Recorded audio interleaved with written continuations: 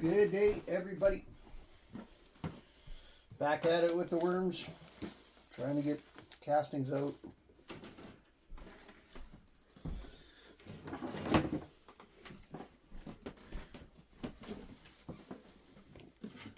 Got a helper today. Hi. Yeah, these guys are really dried down some more. Cool. I'll turn them this way.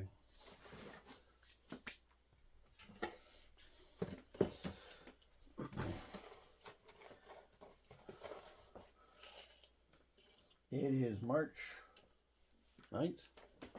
8th. 8th.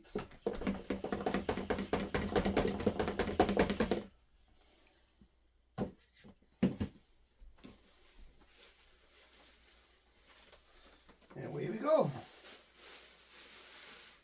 In theory, I could probably redo these guys. Re-sifting. They're probably drying out good too. As wet as things were.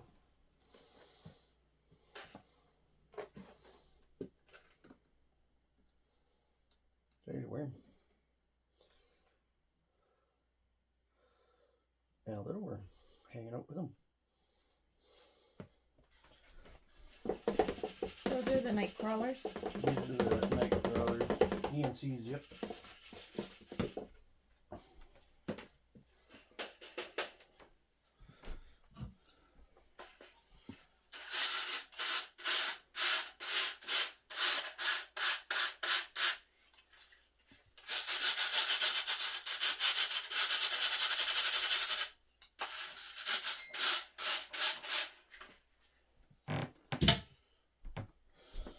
So,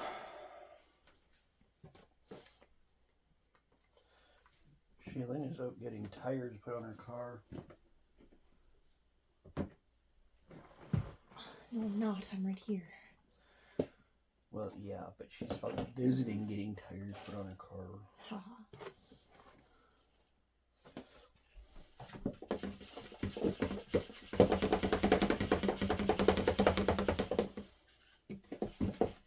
Look at how wet it is down here. Or how concentrated it is down here. The banana's over here.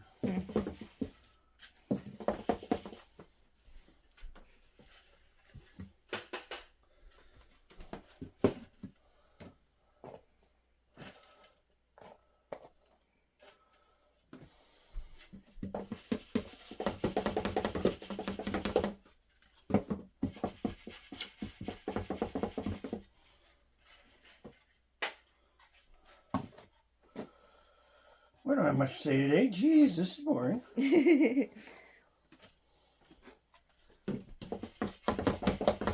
So, with you moving the worms from one bucket to another, like, is that just for ease of getting the castings out? Like, well, my line of thinking was this was so full. So when I started doing it, it made me more room where I could mix it up better. And then the stuff that's going through the sifter and staying on top is getting very well agitated and aerated. So I thought, well, I'll just put that in another bin. when this bin is empty, is that just it for that bin? You're just gonna, like, I could probably come back through and redo it again. You just put it like that back in here. Yeah, you could.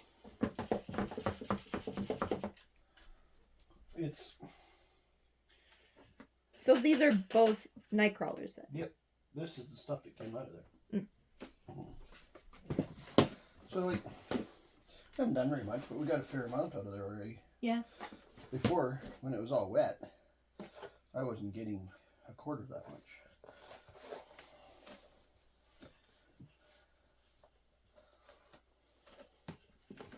So it's come a long ways. But in theory, I mean, I'm only probably taking out 10%. So I could probably redo these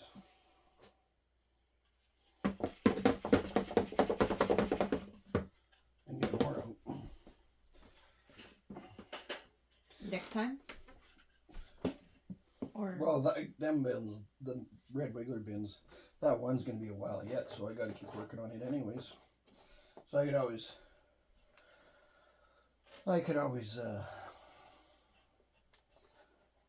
rework this one into another bin. While I'm doing that. So to stop this problem from happening again, would you get like a bigger bin? Or It like, seems to be easier to control in a bigger bin. I'm not sure I would really try to stop it because your wet conditions are more are better for the little guys and the eggs to hatch. oh, so and your breeding program. It's good for breeding the worms, but it's not the best for like getting The castings. Castings out. Yeah. So you got to find a good balance. The good balance is that big bin because you have more room. So as you feed at your one end, I'll explain it while I'm doing the guys when I'm going to get to the guys. But as you're feeding the one end, your other end is maturing, so you got room to only maybe cordon off or cover up the feed end with the plastic and the paper, and you can leave the castings open to the air at the other end so that they dry and it pushes the worms out too. Okay, that makes sense. But you know, I've only been doing this since last year, so I'm not an expert. There's been people doing this shit for years that are still learning, and I've only been doing it for a year, and I got lots to learn yet. I'm excited about going to the field and doing worm tea trials. That's going to be cool. I think that's going to be exciting to see the results. So, like this is my banana, and this is maybe take a little bit more out along here next scoop. And ooh, it's like really mucky. We're to the once you get into that feed zone, that's where your moisture is from the food and from the I suppose from the slime of the worms, because the worms move the moisture around too, right? I don't know if you can see, but oh, you can. There's like movement. All the worms that you just flipped over.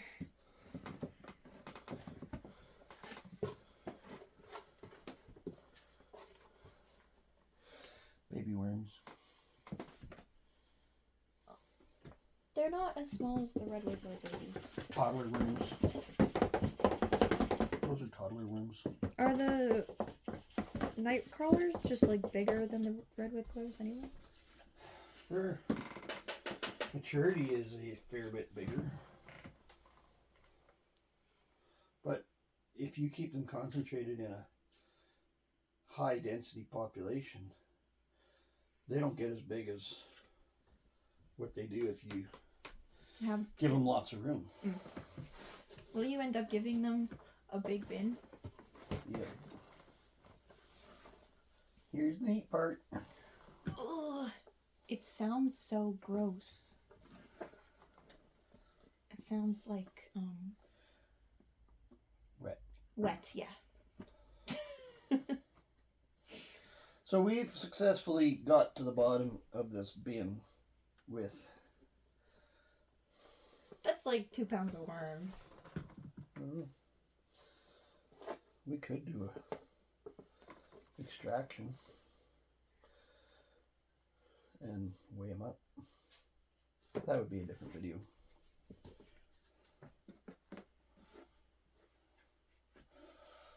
But we can set that up and start it. Banana over here. They do like the bananas. They love bananas. Bananas are sweet. Lots of sugar in bananas. Worms are like sugar addicts. It's a good thing about that. Isn't right? everything? Well, everything in nature goes around sugar. So in the natural cycle of plants and stuff, your plant creates the sugar through photosynthesis. The worms go in to use it.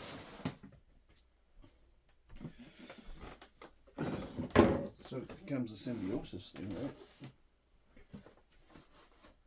It's just the food That's chain. what we just took out of that. And there wasn't that much left in there. Now that's like a third. So there's lots of cocoons in here. Ooh. And I don't care. We're just sending it to the compost bin, and as they hatch, I'll do one final sifting before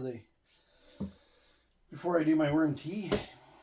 And the worms that have hatched in from that are all going into a bucket and are all going to be put into a windrow, whether they're night crawlers or red wigglers or blue worms. I don't care. Blue worms. Indian blues. When I got my first worms, they were mixed up. Oh. Oh, so you found out what they actually were. Not the big ones. Oh. So there was those big ones. I still don't know what they are.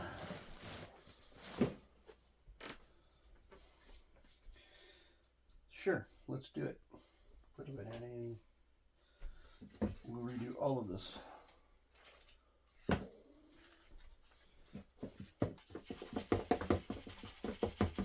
But this one's going to go fast. Is it drier? Once we get out of this stuff that we just put in here, it will be.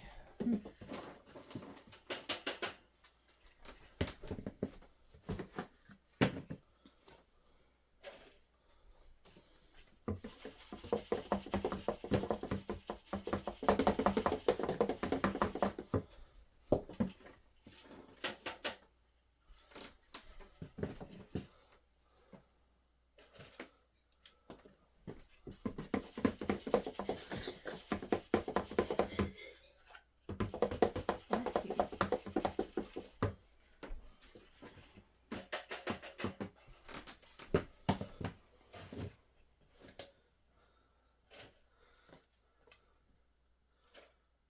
Grape stick. Do they eat the stick? Eventually it'll break down. Oh. It just takes a really long time because it's hard. It's like a pumpkin stem, it takes forever. But I did get rid of a pumpkin stem.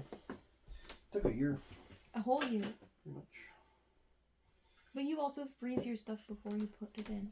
Hmm? So that part was like if it had gone in there without being frozen, do you think it would have taken longer? Pumpkin stems and stuff, I don't think frost really matters because it's a woody. Oh. I think it just takes so much for the microbes to break it down, and then Like it's not even the worms at that point, it's just like the environment. it's the biology and environment. Worms don't actually eat a lot of stuff. They wait for the other microbes to break it down, And then just use and the then sugars. they eat the microbes and the bacterias. So when stuff goes through a worm's gut, everybody's always talking about pathogens and like when you're using waste. Mm. And they're always a big concern about the end game of compost and stuff is if it's not done right, you can keep on transferring pathogens. When stuff goes through a worm, the pathogens get digested and eliminated without heat because their system is made to digest them Right. and eliminate them. So like If they're eating bacteria, I guess it makes sense. everybody's always saying, well, you could transfer salmonella out into your garden. Yeah, there's a chance you could. If you're not doing a complete get it down to castings thing. But there's a very good chance you don't need to worry about it because worms can take care of a lot of that stuff. You should also just wash your produce. Well, and freezing it. Yeah. Also. That helps. Freezing it also breaks that chain too, right? It would get rid of a lot of the... It would burst the cell wall, essentially. Right. And then... So you'd have to only worry about, like, cold-tolerant bacteria. Right. And viruses. So in other concepts too, like... I'm only still in the first year. So what the idea would be is maybe once you get into, say, more managing your household waste and stuff, is maybe you're going to put it into a compost pile first. Or maybe you're going to freeze it first and then put it into a compost pile and cook it. Mm-hmm. And then put it through worms. Can you, like, is the windrows essentially just, like, doing the hot compost and worms at the same time? It's going to start out as a hot compost. And then as it cools, I'll add the worms to that end. And then it'll be treated as a wedge. So it'll be hot here, cool here. And the worms can always go back and forth to where they want to go. How much compost do you need to make it hot? Well, you have to build a compost pile. Like you build a compost pile, that's a different... You don't have compost when you're building a pile. You have raw product like manure, carbon, whether that's leaves or cardboard or something along that line. Wood shavings. You have lots of those. Yeah, from all the milling of the wood we were doing. So you mix that with manure. You mix that with... We have lots of manure too. Coffee grounds. Coffee grounds are high in nitrogen. And carbon. They're not a carbon. Yes, they are. They're not a carbon in a compost. They're classified as a green. Because they're actual plant material. Like leaves are plant material, but they're cellulose. Yeah. Whereas coffee is what's left of the bean. So in retrospect, it would be the difference between straw and grain. Oh. The bean is the grain. Yeah, I guess. That's where all the energy of the plant went. Is it mostly like sugars? Yeah, it's classified as a green, even though it's brown in color. Well, I mean, you get to that point and most of the stuff that you put in a compost is brown. Right, but it's high in... Anything that's high in nitrogen is basically classified as a green in a compost. So when you put high nitrogen into a compost, you have to balance it with high carbon, which is your leaves or your paper or your cellulose wood chips, anything that has less sugar and more carbon. Oh. Carbon. Sugar is carbon mostly. Well, yeah, but it's different. It's just the harder to break down stuff. It's in a different form in the grains and in the greens than it is in like stems. For instance, that stem is taking forever to break down because it's not in a form that they can use.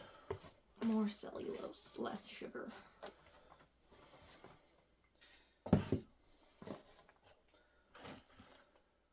Or in wood chips case, lignin.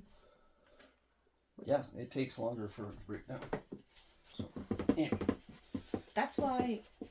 If you put just high nitrogen greens into a compost bin, it would like turn anaerobic and stink right quickly.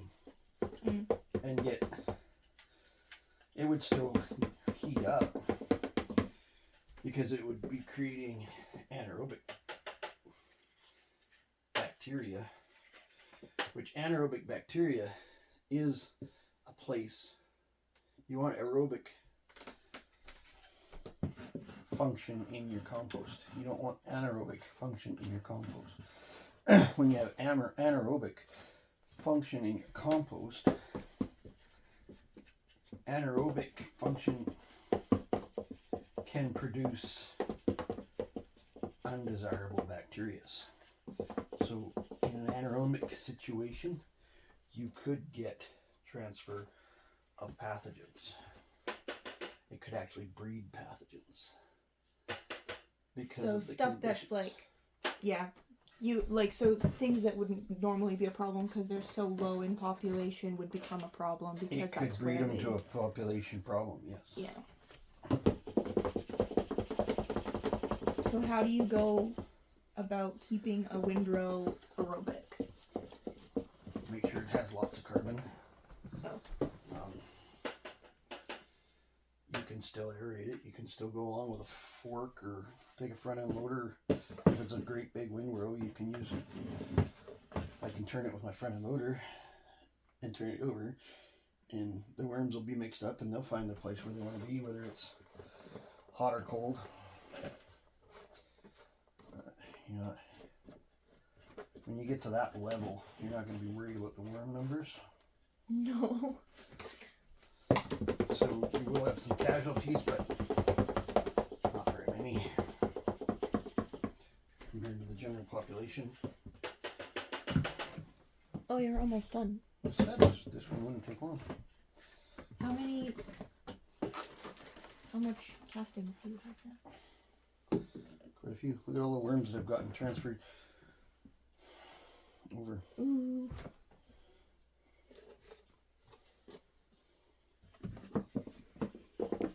There's a baby worm right there. And there's lots of lots went back into the other bin when I went back to it. Yeah, you made her through. He's so chunky. He just bounced out. Must have went through the screen. No way, he's too fat. You can get through the screen. They get their nose through like a mouse. Go through anything they get their head through. Alright, I have a solution. What's the problem? Well, you don't just wipe worms. It's kind of harsh treatment of small things.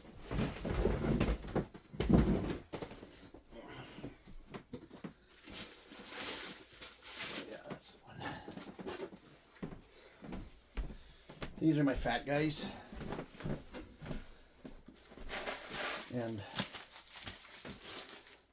oh, where are you going? Back to this bin, man. Okay.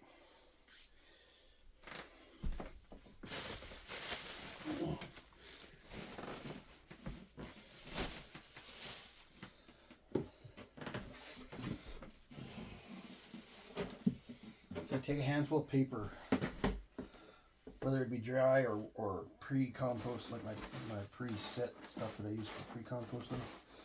And I just go like that, rather than using my hand and wiping them and rolling a worm ball into a worm into a ball and then eventually crushing them. I use paper because it's a little more gentle on them. They get wiped off and then they get stuck in the paper.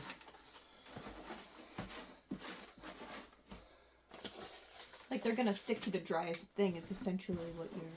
Well, they really like sticking to plastic. But it's, when you got a bunch like that were in here, left on the bottom,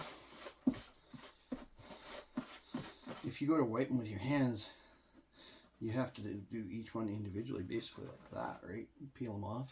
Mm-hmm. So this bin here is going to be, this is where my fat ones were, and this is what I've been doing with these pieces of paper, or this when I clean out the buckets so that I don't get cross-contamination and I don't lose all my worms. I put them all in here, whether it's night crawlers or red wigglers, because this bin for sure is going to the windrow or the garden, one of the two, probably the windrow. And then I just do a good inspection of this and make sure No worms. Then I've got them, and they're pretty small. Oh yeah, show them. They're very small. And that's like a toddler worm. It's not even a baby worm.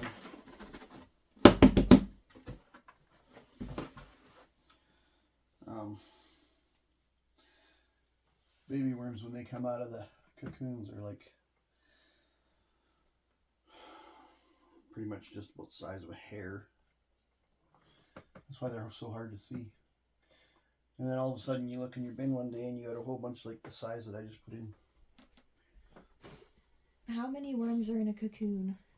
Anywhere from 3 to 10, but mostly probably about 2 to 3, especially a nightcrawler. They're a bigger worm. So do they have bigger cocoons, or are they the same? They have a little bit bigger cocoons. They're a lot bigger cocoons. See if I can find them.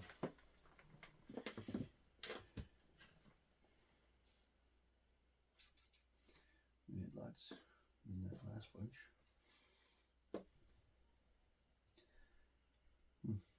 And they're like, when you go to look for them, they're hard to find. And then all of a sudden, when you're not looking for them, you see them everywhere.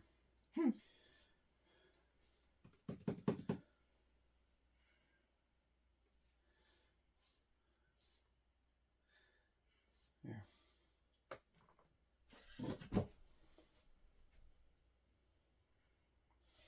And nightcrawler cocoons are, when they're first laid, are very yellow and bright.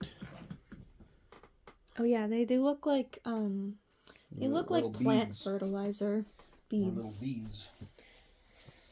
So in that cocoon, there's anywhere from 1 to probably 7.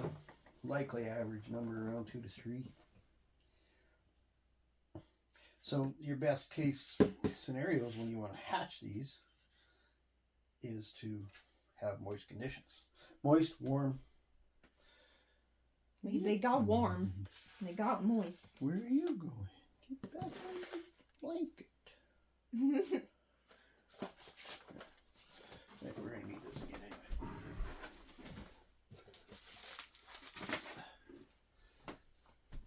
So, out of my... Whoa! That's how much we got out of that.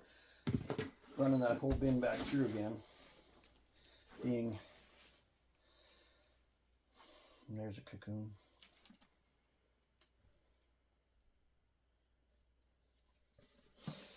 There's a cocoon. Too many cocoons. And I don't care. Got lots in there. I don't need that right now. We're going to put all the other ones in here too. So, come back over here. This is how you do the light method. It takes time. Light extraction. Banana. Oh, it's almost gone. So you just take it off the top. We got a pretty bright light here. Yeah, it looks like sunshine, almost. It is a 4,500 watt, or lumen. I say what? That's crazy. Lumen LED. It runs off the equivalent of about a 60 watt light bulb. Incandescent light bulb, but it has probably 8 to 10 times the brightness. There's also like 5 of them. No, I'm talking that whole bulb. I know. That whole thing. It's just the way that the light is set up. So you just skim it off. You leave your pile over there.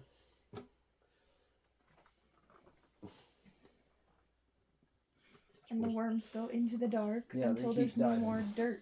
So then you set that aside and you do the next one. So we're going to put these night crawlers away so we don't happen to screw up and mix things up.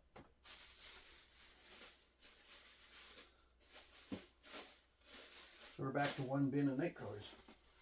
See, I'm not really just trying to have more bins just to create more work. But I do have to do something sometimes to get space to be able to deal with it.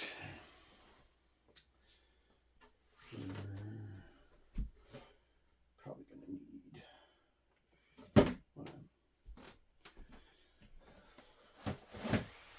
This is red wigglers, and this is really changing on top. But look at how many castings are in here. The more castings you have, the more you're going to retain moisture, and that's part of the reason why they got so wet. Is I maybe should have sifted the castings out of these guys before Christmas.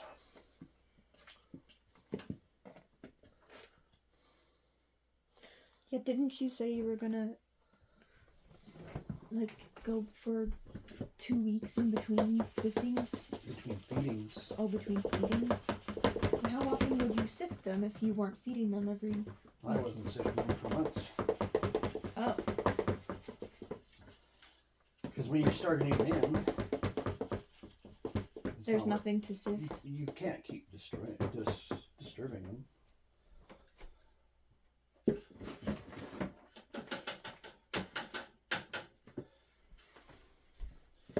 But now there's so many worms in there that they're just creating castings more than... Did we find a banana? Oh.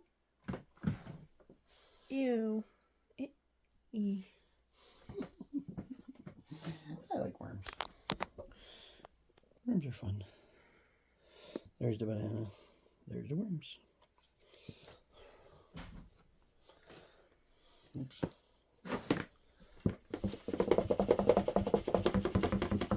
See, look at the mud balls.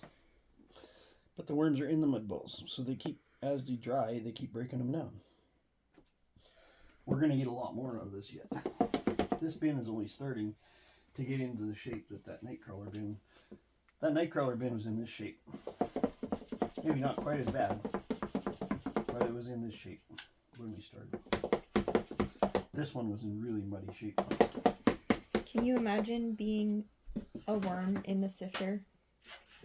I'd probably get confused.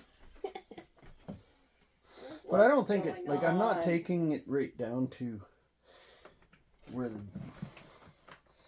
the worms are just skidding around on it, and I'm not sitting there doing it for 20 minutes. I'm just like, I'm doing a quick sift, taking off what falls out fastest. I give it a turn because everything seems to just kind of, but I'm not grinding them into the... No, that would be so mean. You would cut up so many worms. Well, my whole... As a farmer, you don't want to kill your livestock. Worm farm.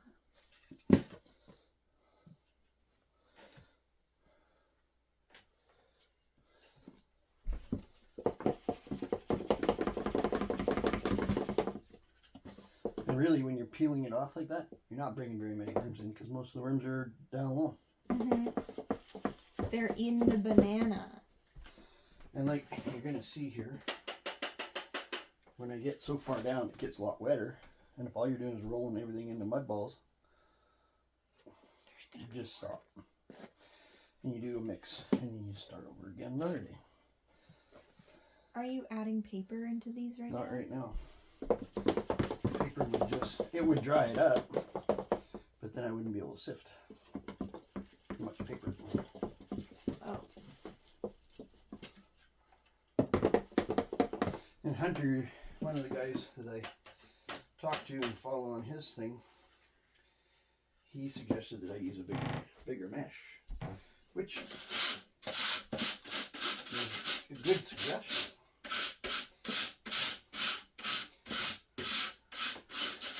But a bigger mesh would only take out so much before you ran into the next size of mud balls. It's still just too wet. I don't care if you... If I went to... This is an 1/8 inch mesh. They're supposed to be.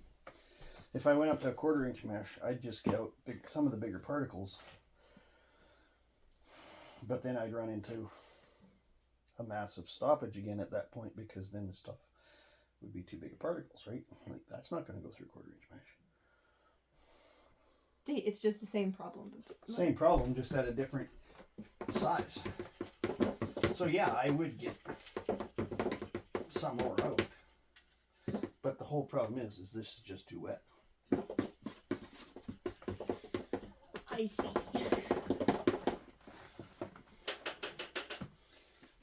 Why did I sift that into there? I do that a lot.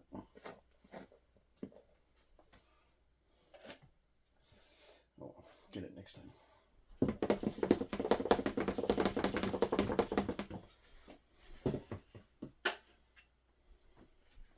Okay, we're to the point here where it's too wet again. So here's my banana down in here.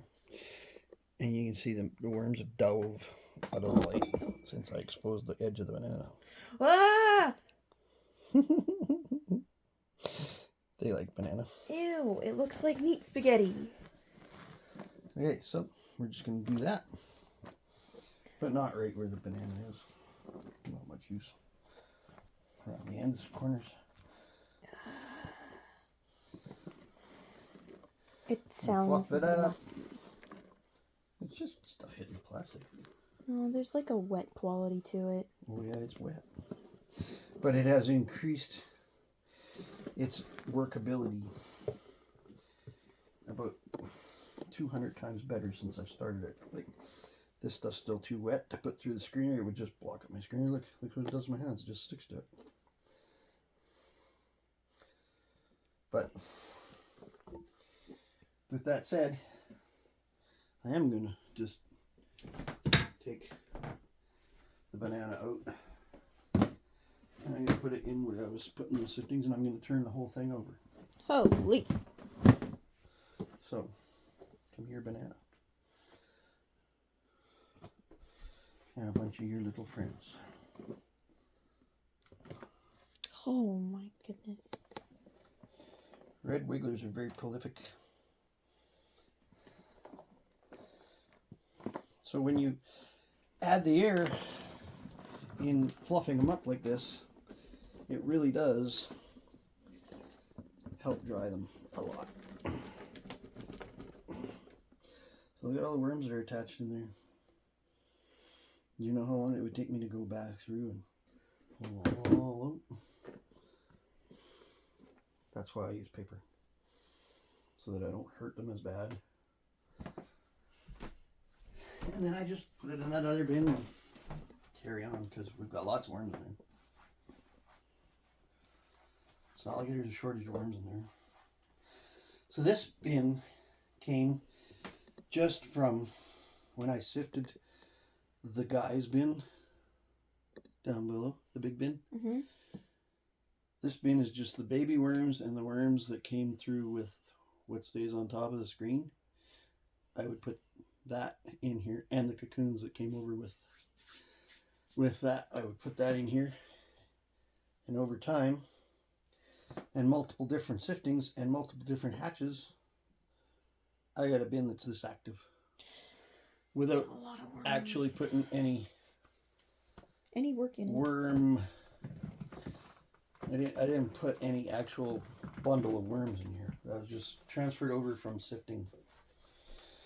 So that some of these people, they just take their castings and when they sift, or maybe they don't even sift, they just take the castings out of the worm bin and they just go out and put it in their garden. That's how they're getting their worms in their garden. There's a worm falling off the side of that bin that you got right on your hand. Mm. He's ready to go. He's ready to make a leap of faith. He was trying to reach his friends. Okay, so we're going to do that paper thing again. We're not going to put it in that bin. Could, but I'm not going to. Don't want the paper in there yet. I want it to dry out more. So that bin is like mostly paper then? This is where I've been putting like a handful of paper at a time. Oh, okay. So it's like got stuff in it. It's got stuff in it. But it is very papery. There's worms in here. Yeah. Somewhere. There, I see one. Oh, that might be a pot worm. Yeah.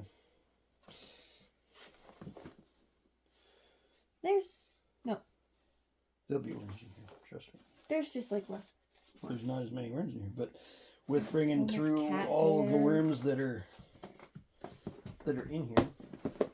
Okay, so let's just say this. Here's a cocoon. Mm-hmm. Let's just say we're gonna get this out of the road here. We need. I haven't done it. Yeah. Almost made a mess. Don't do that. So yeah, there's a worm. There's a worm. So Oh, there's another worm. worms. There's a few. Well, and There will be more worms. when we do this, we're obviously adding worms. You just don't see them. Oh.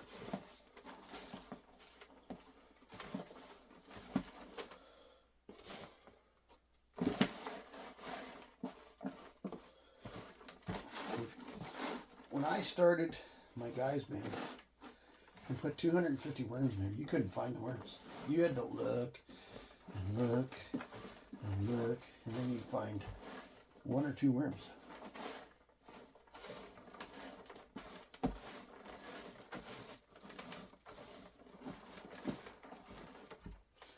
Okay, there comes a point You're just moving where worms you're just around. stirring around.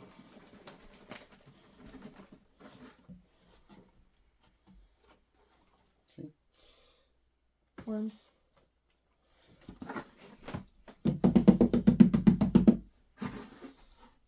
They're trying to get out. No, he's on the ground. Poor guy. You basically made it rubber. You got no bones to break.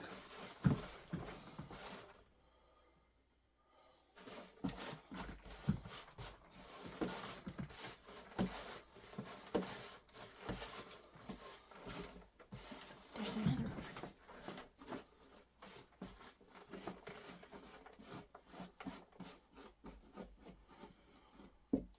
He's just little.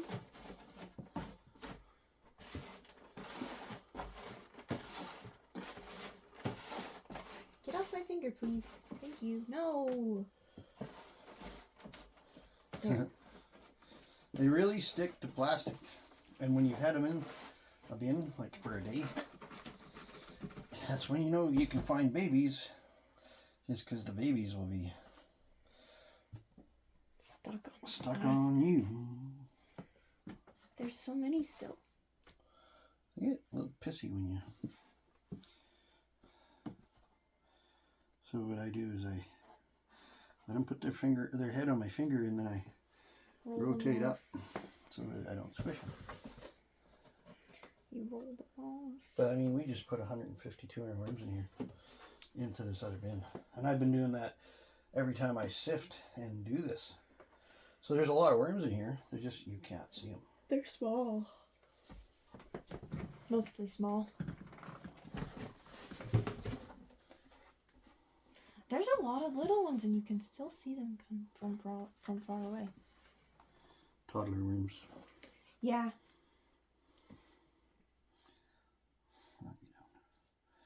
Go fly away, be free.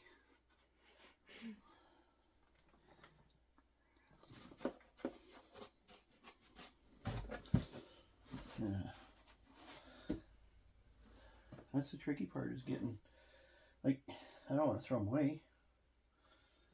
So this bin, when it's full and going crazy, and the weather warms up and I start a compost thing or start a worm row outside, that's where these guys are headed. Because there's going to be 3 kinds of worms in here for sure, maybe 4. I still don't know what kind those fat ones were. They're really big. They might have been just a native worm. I guess somebody scooped up and got mixed in their mix, and then they, because they aren't very active or productive. Alright, that's good enough.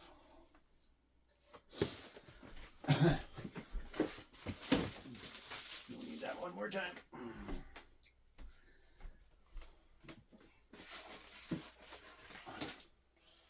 Okay. So back to the light extraction method of, so just skim off the top some more. You see worms, kick them back onto the pile.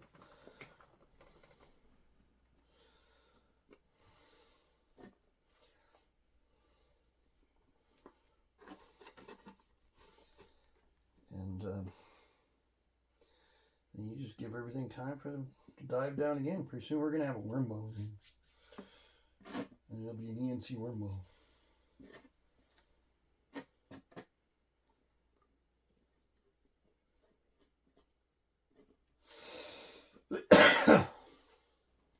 And then we'll have to get the scale and weigh them. Yeah. Because we started with doing a quarter of a pound of worms in our ENCs. And there's going to be some ENCs in. There's probably a quarter of a pound of worms in that other bin. Like the one we keep putting that worms we in. just put away. Oh. I don't usually like having my wigglers and my ENCs out at the same time. Too easy to have a mix. Anyway. Okay, so this bin was a bit wet bin too, but it's really changed a lot. So between the ENCs and that first bin, this is the amount we got. I'm just gonna slide everything together and show you. Like, fair amount. Got a really good amount out of the ENCs this time. We're gonna get a good amount out of this one too, because this has changed very well. Oh, banana already. Oh. Worms.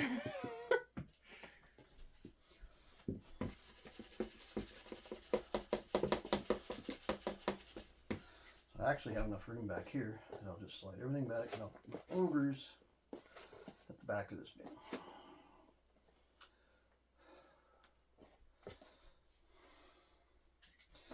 But this is quite an active bin too. This was my very first brooder bin. You see how when it's in better condition, I put more on the screen than I do when it's really in wet condition. It gives the screen a better chance to work when it's wet as if you don't have as much on it, because it gets more plugged up.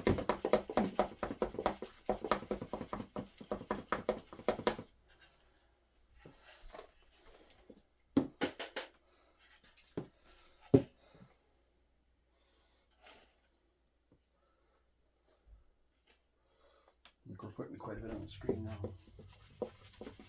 Yeah.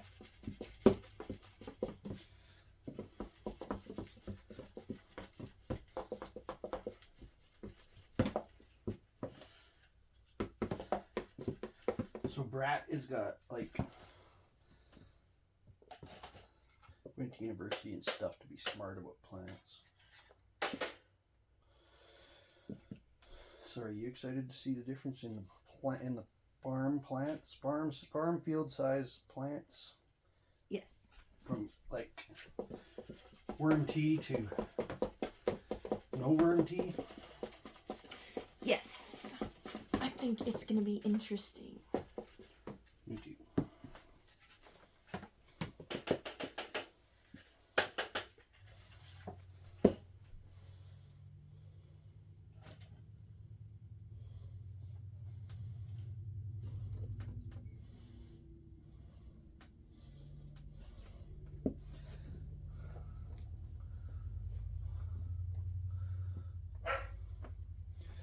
This bin here is going to be, there are a couple siftings yet, but I bet you soon it will be down to just a reset where I can just add a bunch more bedding and feed them and let them be, because it's really coming along.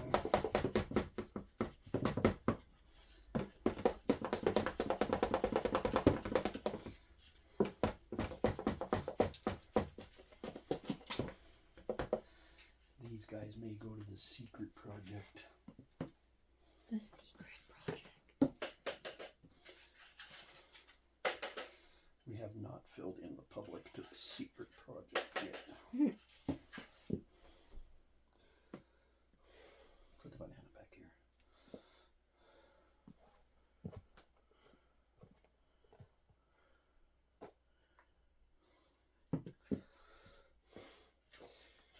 Public is very tender. They don't want to know everything in the world that happens.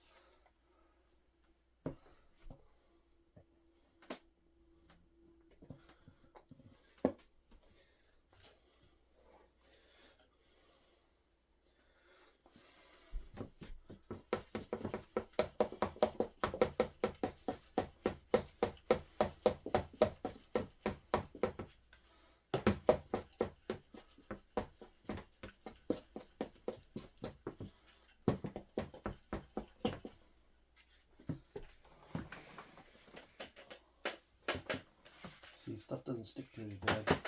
Yeah. It's just a direct result of the moisture being better. See, now we're down to a worm ball. Ew. I'm going to be nice to them and just go like that. Put them above the banana.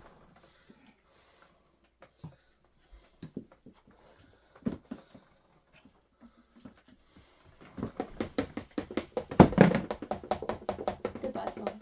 That was your phone. Bang, boss, garage.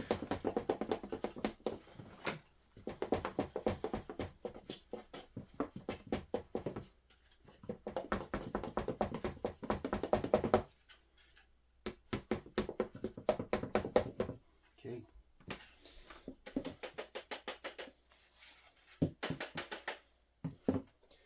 We've gotten another good batch out of this bin. Oh, getting lots of worms there, but whatever.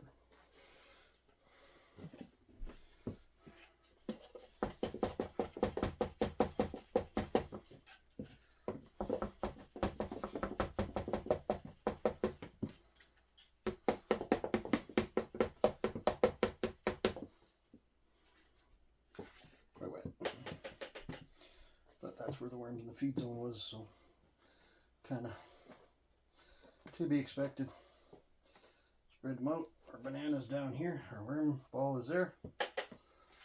Oh yeah, now you can see that the screen is kind of gross. That's because it was too wet.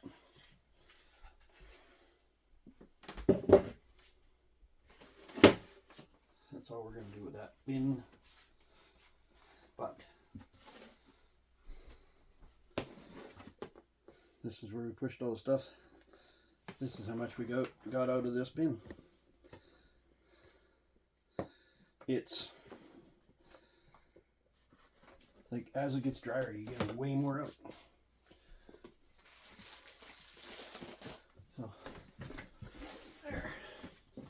Go back to our EMCs, and if you're playing with two kinds of worms, have a cloth around to wipe your hands off so that you're not transferring eggs from one to the other if you want to keep them clean, because you will.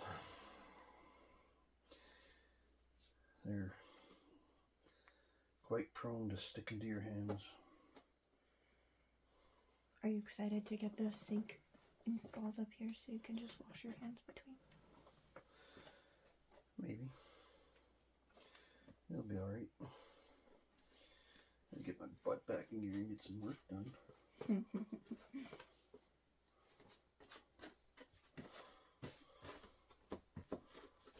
So, yeah. Set them off the side, let them dive down some more. So. Is it big bin time? Big bin time. The guys. It's the guys. The guys. Look at them. In their big bin. Wow. Did they get a banana too? There's a banana. There's multiple bananas in this bin. Lots of worms. Yeah. Okay, one thing I'm not going to do is leave my lid on top of that bin.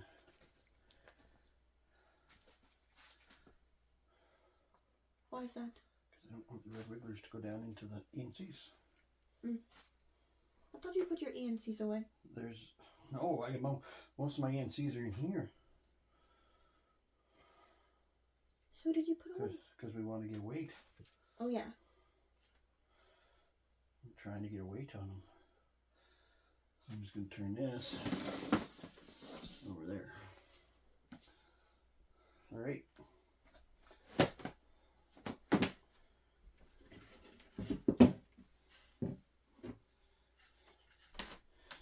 Away we go.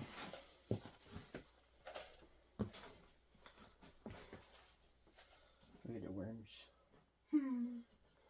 That's at the back of the bin where there is no bananas. Whoa. Okay, we're going to slide everything this way. Give us room to put our overs.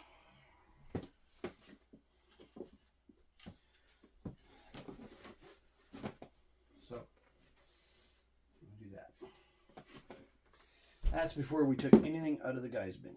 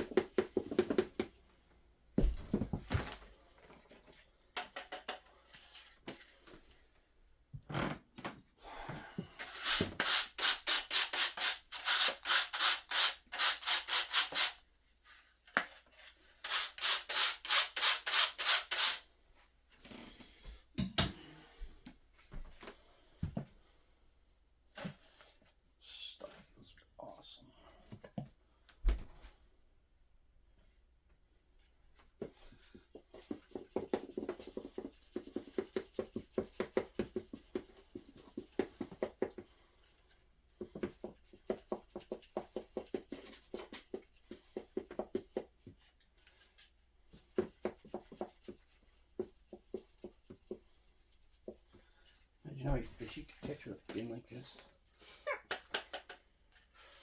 You haven't been fishing in a while.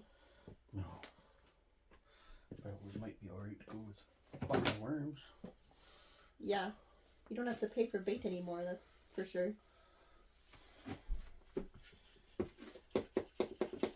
Maybe once we get rid of lots and lots and lots of worms, we'll sell some for bait.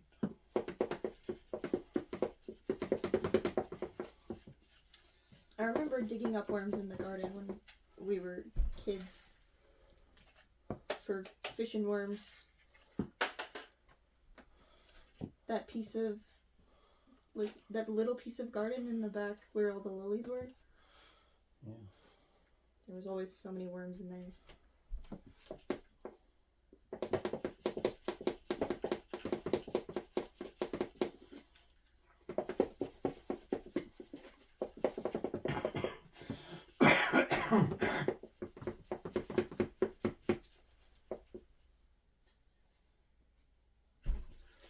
There. See the difference in the way this looks? It's fluffy. Well, and we're getting lots of, this looks dark, that looks like paper. Mm-hmm. But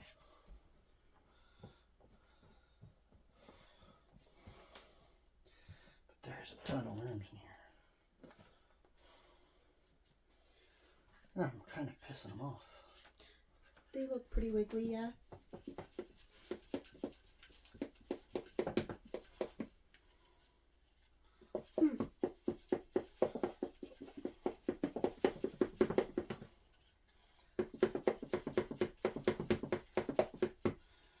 There's probably enough worms in every one of these screens to start a new worm bin.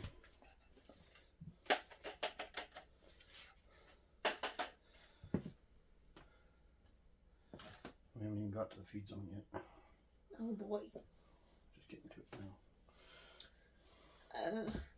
It's so gross when you pull up like a piece of banana and there's like a billion worms underneath. I think it's the coolest thing ever. Well, yeah, it is cool, but it is nasty looking. It kind of looks like just raw meat. But only if you're like squeamish about looking at worms.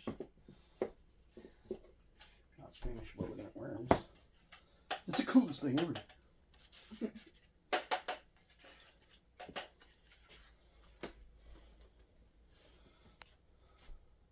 Are you happy with the worms that you have now? Would you get more worms?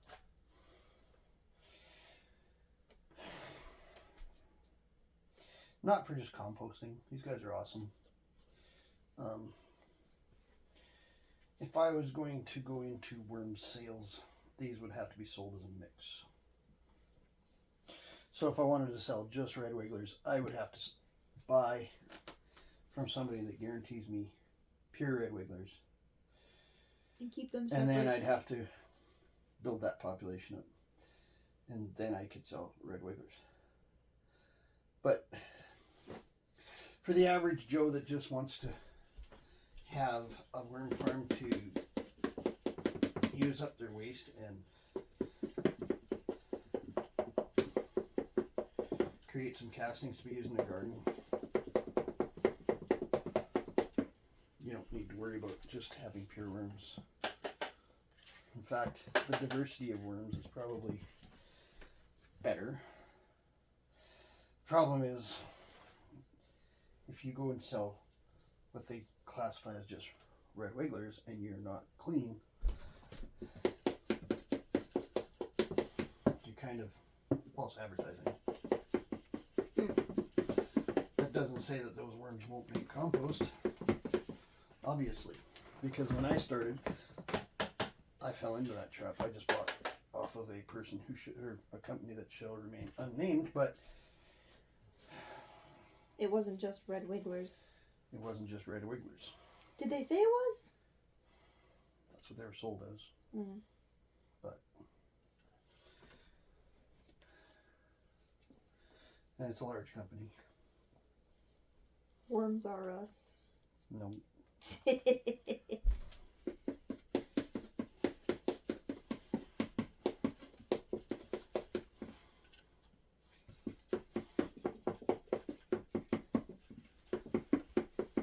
And like I said, if you're just going to make compost and try to use up your waste, you don't need to worry about it. And I was a little ticky about it because when I first bought worms and I thought, well, I'll sell worms. If I sold worms now, I would just sell them as a mix. All right, how do you like that? I could hear you flipping it from here. That's so many worms. That's ew. Only part of them. Yucky. Cool. There's the other part. There's a lot of worms. It does sound like when you flip them over, it does sound like you're moving spaghetti around. Yeah, probably. Live spaghetti. So, don't use onion, they say. Don't give them onion. Don't give them onion. Up more. They can't see it. Don't give them onion. Look at how that onion is getting ate up. Come and collect these worms. Collect the worms. Look, one there. You dropped a bunch of them in a Yeah, dirt clod. came out with my hand. So look at, I'm down to the really muddy part. I don't need to go any deeper than that. Come on. Where did you go? Okay, so anybody who's got a worm phobia, probably turn your eyes. Well, why would they be watching a worm video, first of all? There's a lot of strange people in the world. I suppose. It just seems silly, you know? You'll find something to complain about. Okay, so this is.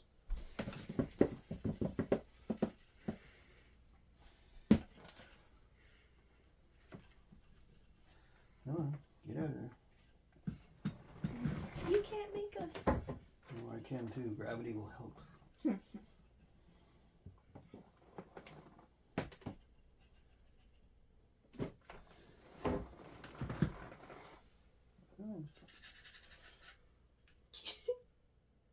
Oh, is he stuck all the way through?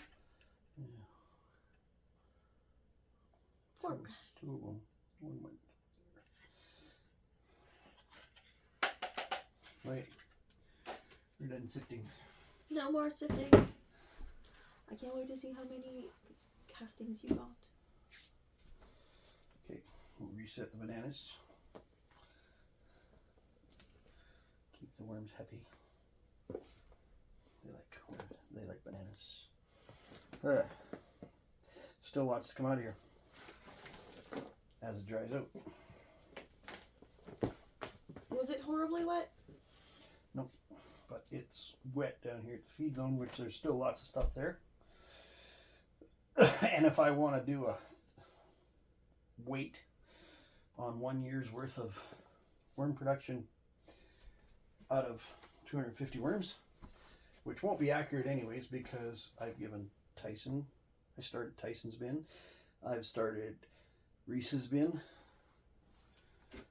I've started, all of these other red wigglers originate out of here. I'm not doing it on all of them, but it'll give us a very conservative number of what 250 worms can produce in a year, which is... It already looks like it's like 10 pounds of worms.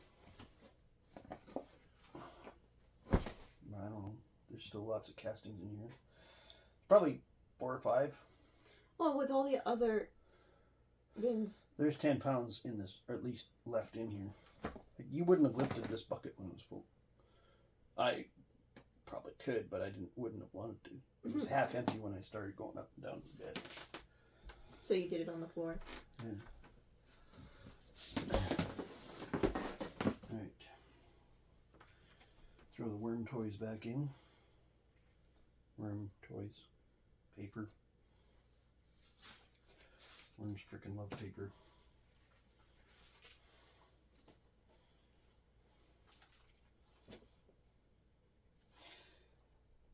They're reading the paper.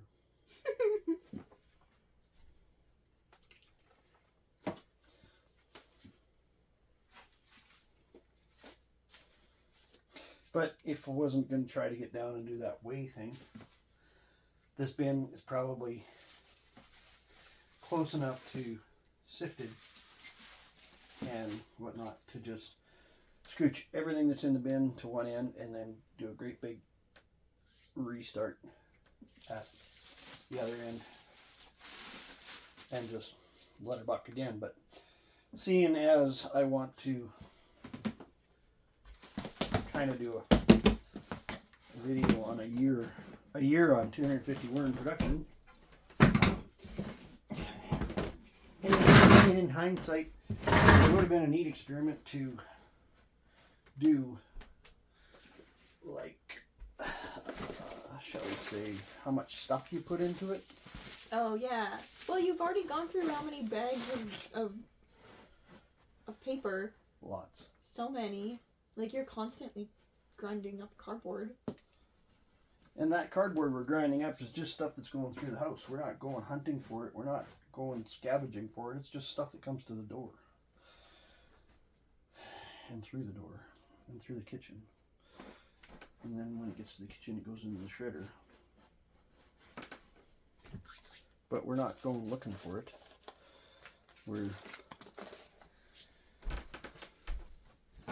So I'm going to be nice to these worms. Give them some more moisture. I thought you wanted to get rid of the moisture. Not in this one. Oh, that one's the dry one. That's the one that's just needs. That's where all my other ones are going to. And we're just going to a little mix. The big clump of cat hair.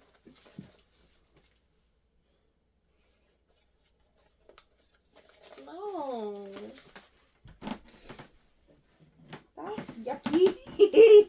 worm food. They eat hair. They eat everything. Anything organic. They'll eat meat too, but you just don't want it in your bins because it gets stinky. But if you were outside in a big compost heap, they'll eat it. They'll eat anything. It's all organic material. Okay. Wipe your hands. Come back to our light extraction. Peel a little more off.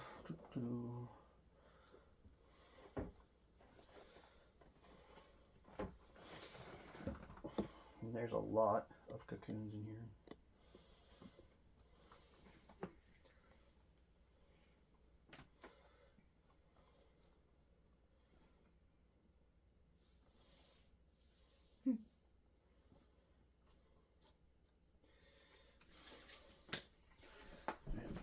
That's it. Whoa, that's like half a bin. Yep. That's like half a bin.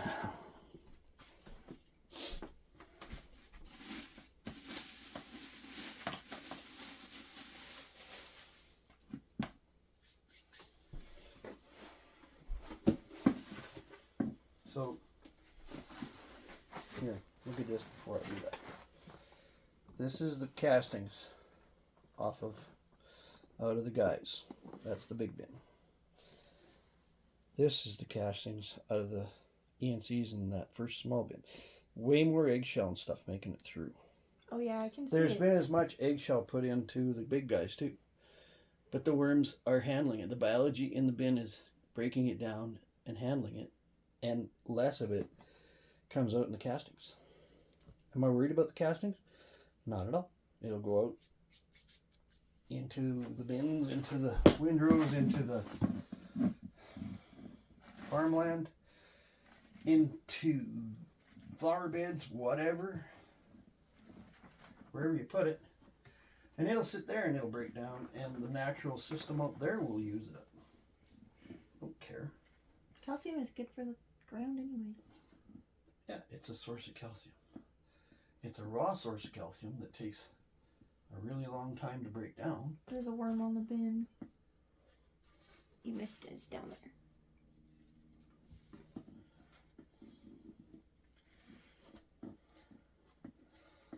So,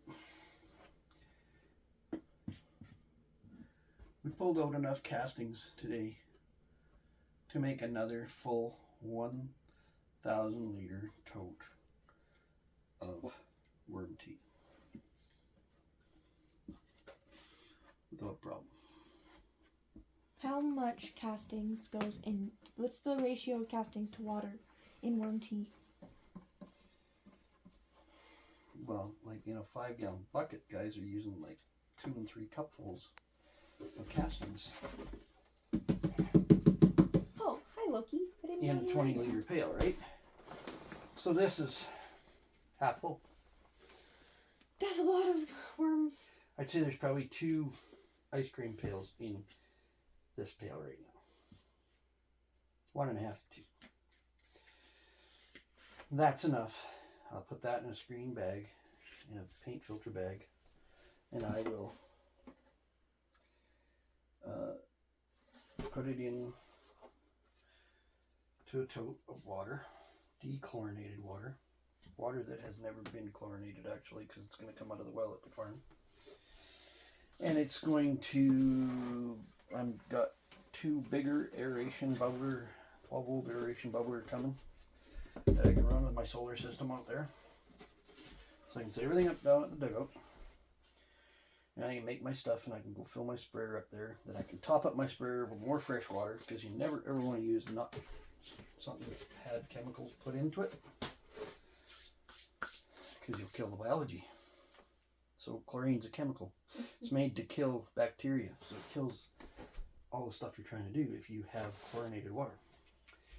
Anyways,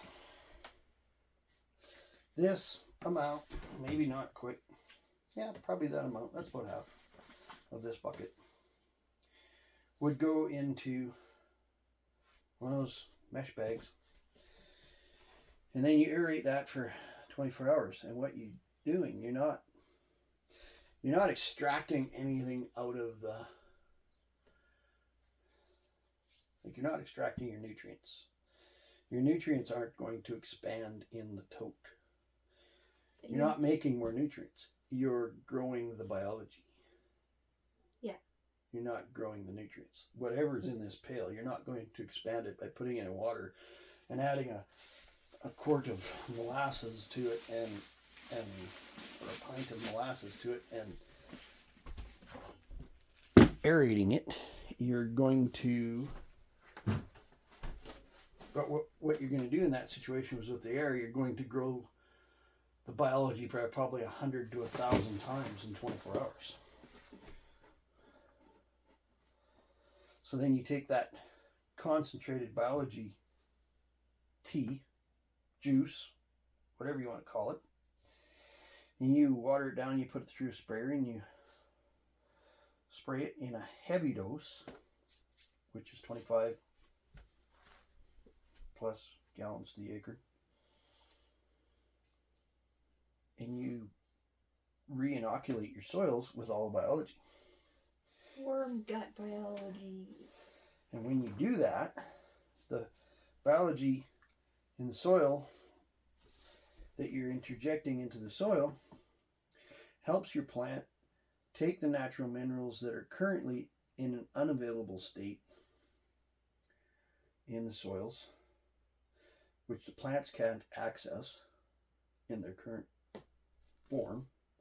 This biology goes in there, eats that form of, and turns it into something that plants can use. That's the short and quick method of explaining how it works, as you probably know through all your plant science. I'm saying that for the video, like, that's the gist of what's going to happen at the farm. Kind of preaching to the choir here. She knows all this crap already. But I am pretty excited about her. She got a different job, and I won't say where or when. But she's going to be working in the plant sciences area. And I'm pretty excited that maybe she can find somebody to help me out in the practicum of monitoring some of the benefits of this. We're going to start anyway, and we're going to do it anyway, but it would be pretty cool if one of the researchers or scientists or whatever you want to call them decides they want to come out and observe and measure. I think that would be neat. And it will eventually show up whether it's economically viable to do, or if whether we're just barking up the wrong tree and there's not as much benefit as we think. Pretty sure we're going to see some pretty good benefits, because last year when I used it on my garden plot, it was instant. It was like that day the plants turned dark green. And I noticed another thing too. That day the grasshoppers left my garden plot. Interesting. Healthy plants mean high sugar plants. A lot of your insects, like grasshoppers, can't eat sugar. They don't have a pancreas. They can't process it. So if they eat, they just don't eat it, or else they die. Bugs are diabetic. You heard it here first, folks. I wouldn't say they're diabetic, but they cannot process sugar. Very common fact that a lot of the insects that bother crops are more apt to pick on crops that are in an unhealthy state. So the weaker your plants are, the more they're apt to have an infestation of... Well, pests in all forms, right? So we're just keep going. And while the light's driving more of them down, stuff away. So, is this now we're weighing the worms? Yep. We're going to get ready to weigh the worms pretty quick. Should I stop the video then? Mm-hmm. Stop the video? Yeah, a minute.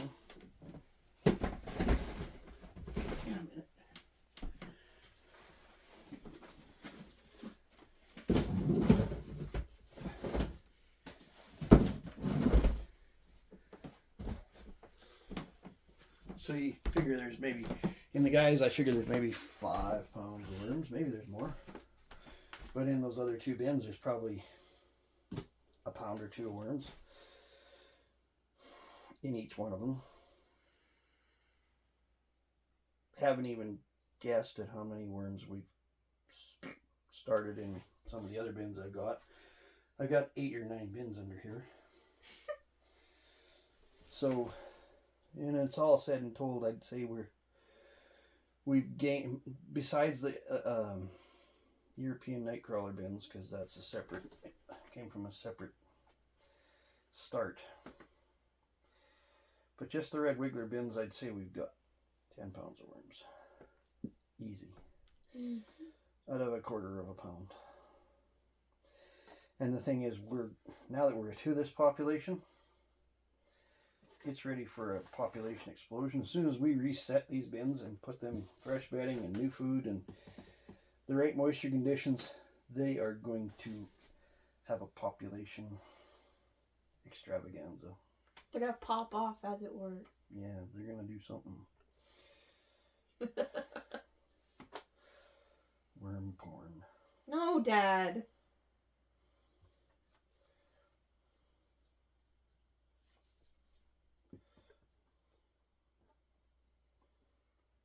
They do it all the time. They're not shy.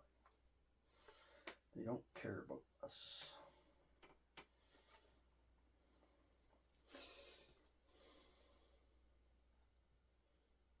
So I'm just going to bounce downstairs and go get that scale. Another thing we can do is reset my reader bin. Another reader bin. Another reader bin. No. Where is reader bin? Your system confuses me.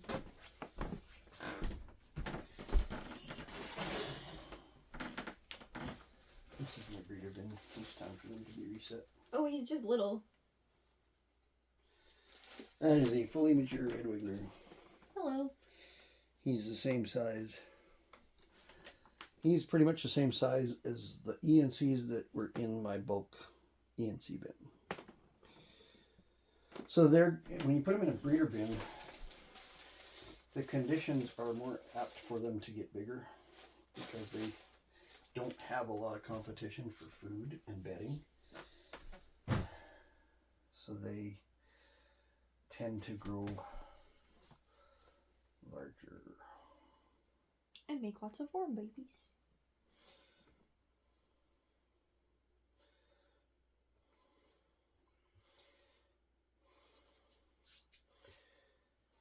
Look at the size of these guys. They're so small. Here. So these are ENCs.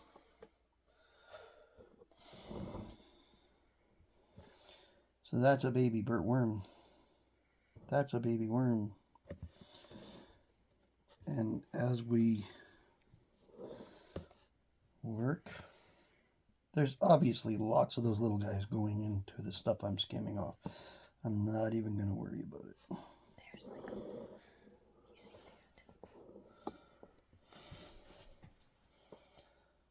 You see that? You see how you kind of just get to that zone right on the edge of the worms and the stuff just peels off of them? Look at all the cocoons in there. There's a cocoon. Lots of cocoons. when you get down to this level, they're really pushing the cocoons out because they were all mixed up with them, and now they're trying to get away from the light, so they're virtually pushing everything out they can. The worms literally do the worm. That's like they're way ENCs are way more. You can see the tiger stripes on them more than the reds. They're really dark. Some of them. Some of them are light. Oh, I thought that was a worm, but it's just a piece of paper. There's some that are, yeah, they're like yellow. Like that one, you can see it crawling. There, it's really yellow. Also depends on what they've been eating. Bananas. Get off me. Where you go? Get away, get away. Oh, he's trying to escape. There's two of them there. No, that guy. He's got... Oh. These guys are famous for doing runabouts. ENCs are not as tolerant to being worked with as red wigglers. So, like, if you have a kid that wants worms, I do not really suggest getting them African night crawlers for sure. They're really runabout. I would never even bother with African night crawlers. And ENCs are more finicky and more apt to go run around. Like this guy right here and his friend.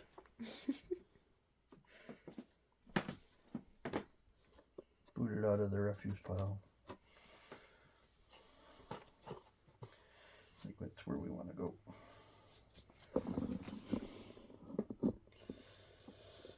I'm going to go get the scale. They'll push out. We'll do a quick weigh and whatever.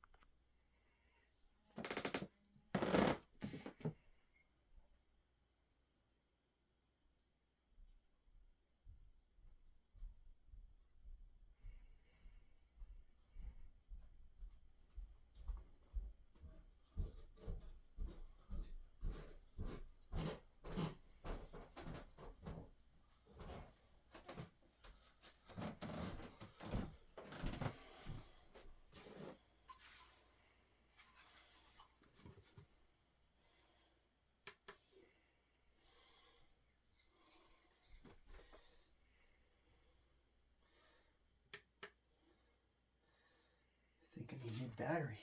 Uh-oh. Need 2 AAAs. Same low battery. Good thing I've got the worms on Zoom.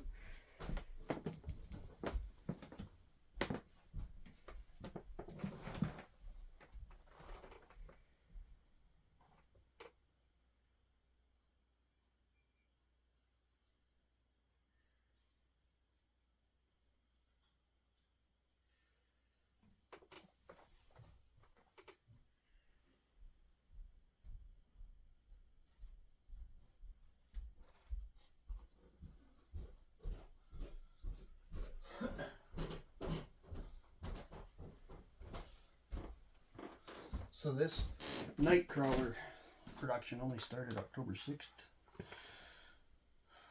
So this has not been a year. For a quarter of a pound. Actually, I think it was a half pound. Try to get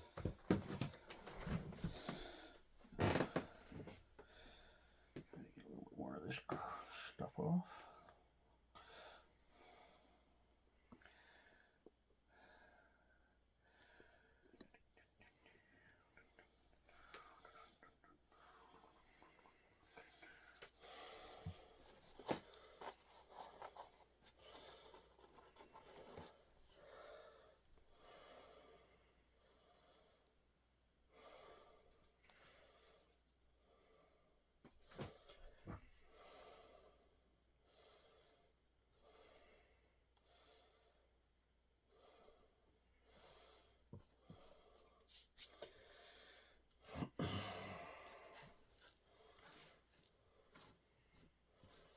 Are you going to weigh your bucket first?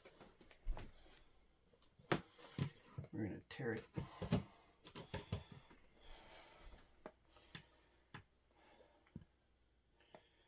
Why does it say low? I just put new batteries in it.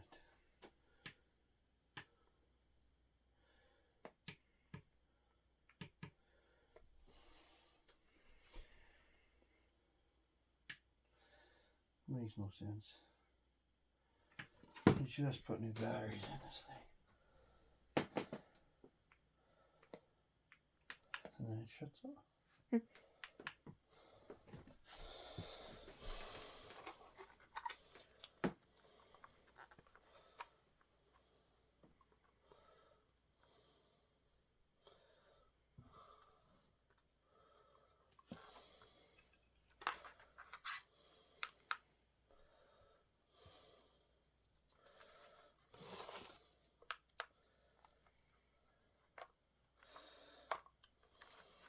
The batteries aren't sitting very well. Should still be making a connection. Good God, it's just a digital scale.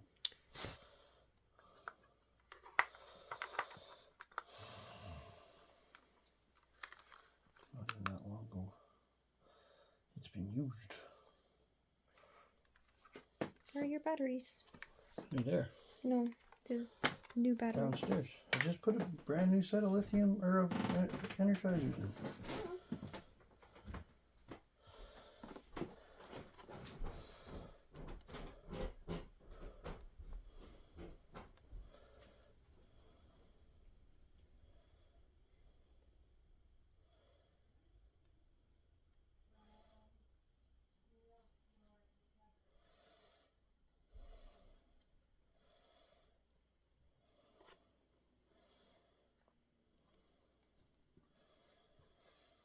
So yeah, this is other than technical difficulties to get a weight. We're down to pretty much just worms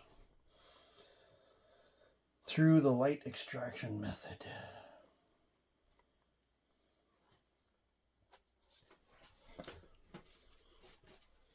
As you can see, there's a few worms.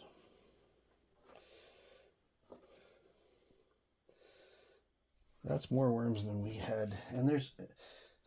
In defense, this isn't all the African or the European night crawlers, because just through the sifting, there's a whole bunch in that other bucket already. And I do mean a whole bunch. Probably not double, but quite a few.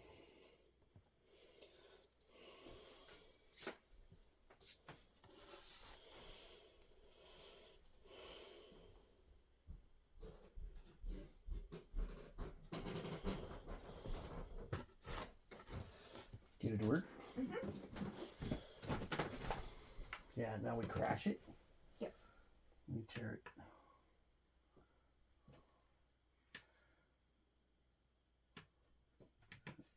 You turned it off. Change units. kgs. Pounds. And now we tear it.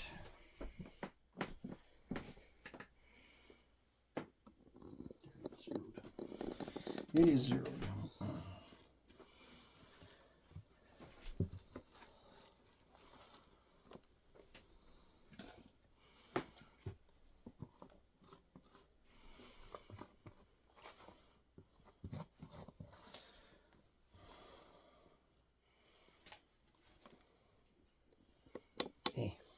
Not zeroed anymore. It's because you don't have it on a flat surface.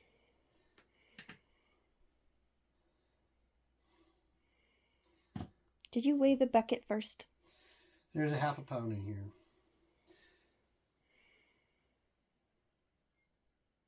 Right now. The pound and the thing in the bucket is all half a pound. And like you see, we're not weighing them all. And a lot of these worms are just little. A lot of them are just little. And there's a lot of them that got transferred into here with overs from the screens. So, if I had to do an honest guess, I'd say we've got probably 3/4 of a pound of worms. What bin is that? Just This ENCs? is the ENCs. Where's my banana? I knew I threw the banana in here. Where is it? Positive I put the banana in here. Doesn't matter. Had to.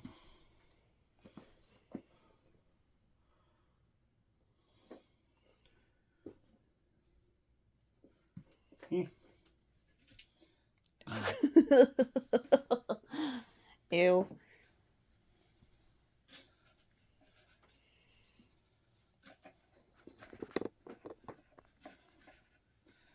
So, I think I started with about 250 worms in my ENCs. I think it was like 1/4 of a pound. Since October 6th, So you've tripled-ish? we have at least tripled.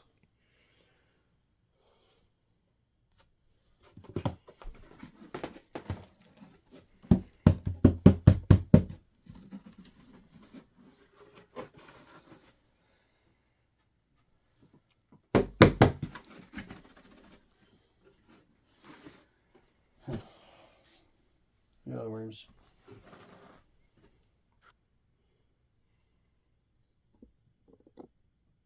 Lots and lots of worms. Like if you really wanted to stop and count these, there's a lot of worms in there. Some of them are very, very small. Here.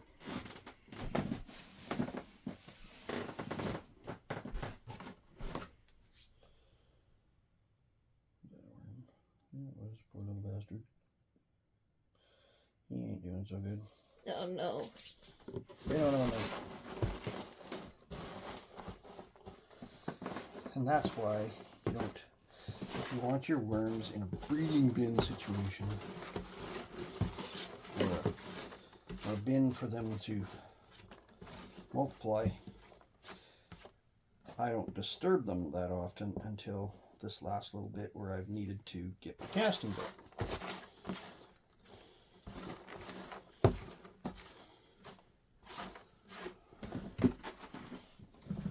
You're making a mess. Only on the sheet that catches everything.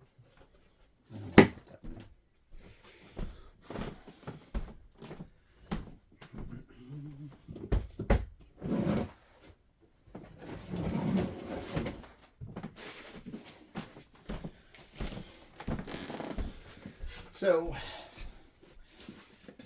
in October, November, December, January, February, March, so that's 6 months, we have more than doubled our ENCs.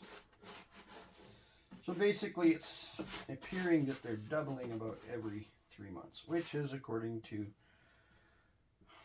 other people I watch, the norm.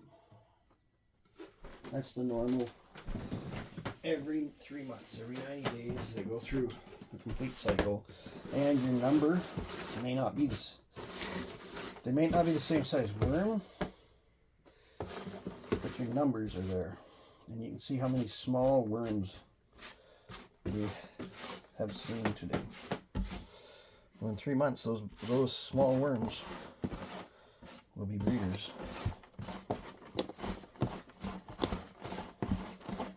So then you get to that area where you're in a population explosion.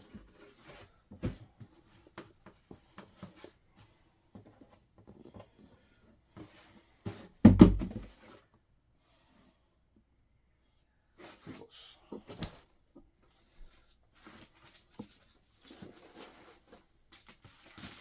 So you can see how you can get a lot of worms over kind of a short period of time. I mean, when you look at 3 months in this, It's a full bin. and I've got a breeder bin with 250-ish worms, is basically what I started with. So that's another 1/4 of a pound of ENCs. that I use for a breeder bin. So I've got like a pound, if not more, of ENCs. Mm-hmm. In 6 months, from a quarter of a pound.